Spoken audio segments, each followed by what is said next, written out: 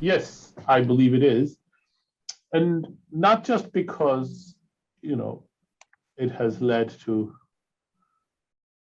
the loss of unnecessary loss of more than 5 million lives,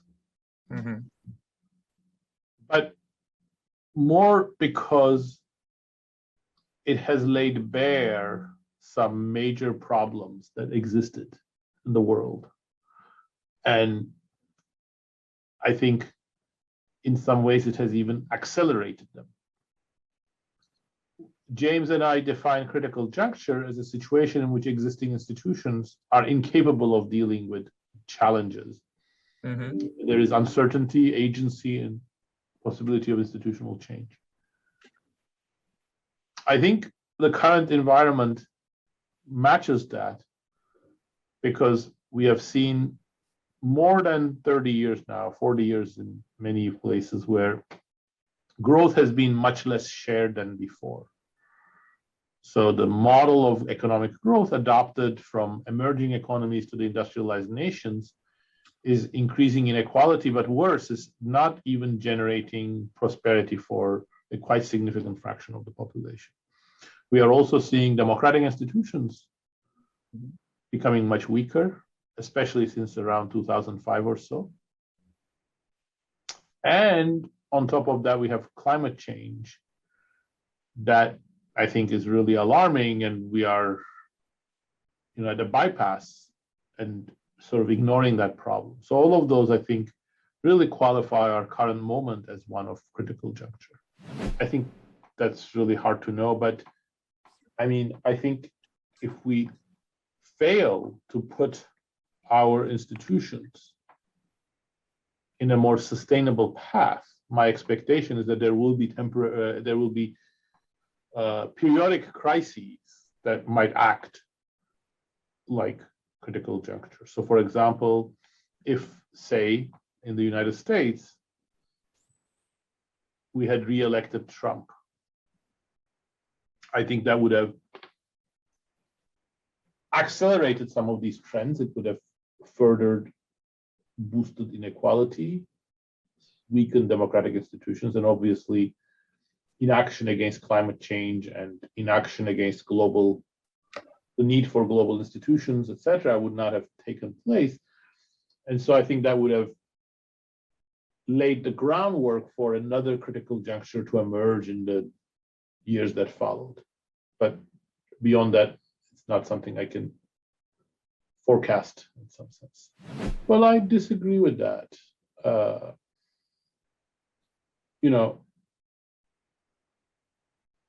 During certain times,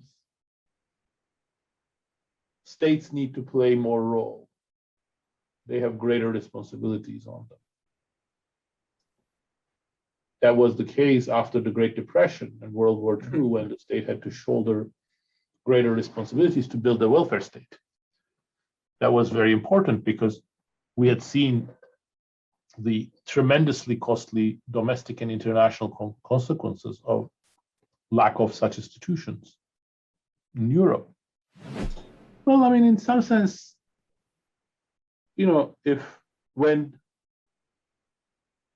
economic historians in 20 years' time will write the history of this era, I think they will write it as one of tremendous failure and one big success. And the one big success is how economically we've dealt with the coronavirus in most of the industrialized world, including Korea, including Japan, Europe, and the US. I think in most countries, governments responded with enough spending and strengthening the social safety net enough and allowing other adjustments so that the economy hasn't suffered too badly. Look at the US, the economic damage is actually tiny compared with the severity of the problem. The economic damage was much worse from the financial crisis. And, in the US, 1 million people died and many people were locked inside their houses for 18 months. And despite that, we haven't had much of an economic damage. So we've dealt with that part quite well. But of course, government debt, company indebtedness, reorganization, and all of these things, they will have to play out over time. I think we have not done well in terms of protecting some people who are poor and socially disadvantaged in the US. You see some of the same thing in Europe. And we haven't done well in terms of bolstering democratic institutions. But economically, I think things can be controlled. But then again, there are these longer term trends that I mentioned, middle class jobs disappearing, real wages falling. And so those are the bigger problems we have to deal with. Mm-hmm. Well, I think the most important one is to continue to strengthen institutions. I mean, South Korea, in some level, is an enigma. It is a very rapidly changing country, very successful in many respects, but still in the midst of an institutional transformation. When you look at South Korea, its economy in the past was much more oligarchized, much more dominated by a few companies. Corruption was much more endemic. I don't think any other country has the track record of so many presidents, ex-presidents being convicted of corruption or other serious crimes.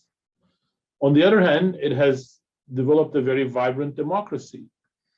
So I think the most important aspect of Korea's development in the next several years and decade is to continue to strengthen institutions, sort of make sure that democracy really takes root. And it's within a generation's memory that Korea was a military dictatorship. So I don't think there is a danger that it will become a dictatorship again, but that doesn't mean there isn't much room for this institutional development. On the other hand, there are other aspects of the Korean economy that I think will continue to flourish. It's going to continue to be export-oriented. It's very mechanized, automated for good reason. It's the most rapidly aging country, I think, right now in the world. But it has dealt with that aging quite well, I think. But there will need to be more accommodations and more changes in how society is organized and how the economy is organized. But doing that within a democratic institutional framework, I believe, is very important. I think autonomy of the judicial sector and better checks on presidential power. I think, for instance, you saw some of the weaknesses as well as the strengths of Korean institutions under President Park when she started behaving in arbitrary ways, and that wasn't easy to rein in.